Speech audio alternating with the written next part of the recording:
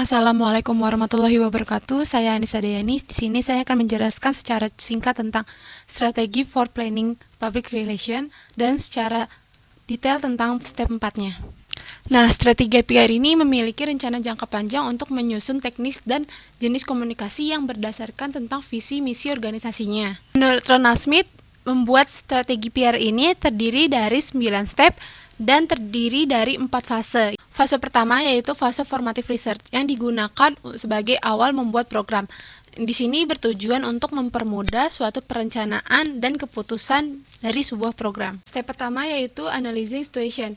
Di sini itu bertujuan untuk mengenal lebih baik di luar atau di dalam suatu perusahaan. Step kedua yaitu analyzing the organization. Di sini kita untuk mengetahui SWOT di dalam perusahaan. Step ketiga yaitu analyzing the public. Artinya untuk lebih mengetahui gimana publik internal dan eksternal dan lebih membatasi khalayak yang ada. Kedua yaitu fase strategi, di mana organisasi akan menentukan bagaimana apa yang ingin dicapai dan bagaimana apa yang akan dicapai dari suatu organisasi tersebut.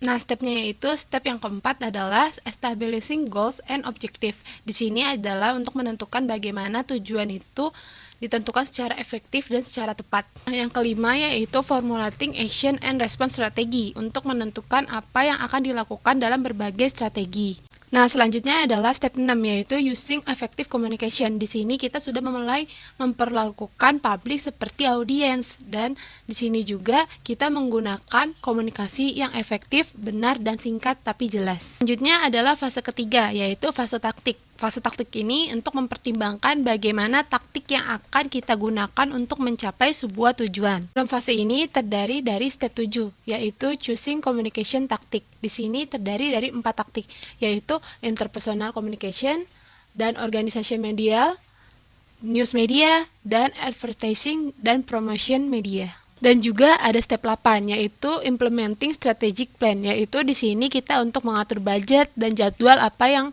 harus kita lakukan dalam suatu program tersebut. Dan terakhir adalah fase 4. Fase 4 itu adalah evaluating research. Di sini terdiri dari step 9 yaitu evaluating the strategic plan.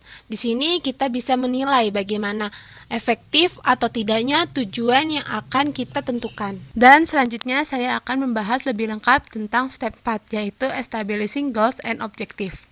Nah, step ini itu berfokus pada suatu titik puncak produk untuk mencapai tujuan tersebut. Nah, di sini itu untuk membantu membangun tujuan yang jelas, spesifik, terukur dalam menentukan apa yang akan dicapai seperti awareness, terus penerimaan dan aksi publik. Yang pertama yaitu positioning. Nah, di sini bertujuan untuk bisa mengolah bagaimana keunikan yang ada di dalam organisasi kita agar dapat dilihat dan dikenal oleh publik terutama pesaing. Yang kedua adalah goals. Ada 3 tipe goals. Yang pertama yaitu reputation management goals, berhubungan tentang identitas dan persepsi organisasi. Yang kedua yaitu relation management goals. Di sini berfokus pada bagaimana berhubungan dengan suatu publik. Nah, yang ketiga yaitu task management goals. Di sini berkaitan untuk menyelesaikan tugas. Selanjutnya yaitu poin ketiga objektif, terdiri dari 4. Yaitu pertama adalah element of objective, yang kedua hierarchy of objective yang terdiri dari 3 bagian, yaitu awareness of objective yang berkaitan tentang berfokus pada informasi pikiran dari suatu pesan, dan yang selanjutnya adalah acceptance objective. Di sini berkaitan tentang bagaimana sebuah efektif atau feeling yang dapat dari pesan tersebut. Dan terakhir adalah action objective. Di sini adanya gestur muka dan perilaku dari sebuah pesan tersebut. Setelah yang ketiga yaitu hierarchy of objective, yang keempat adalah developing of objective.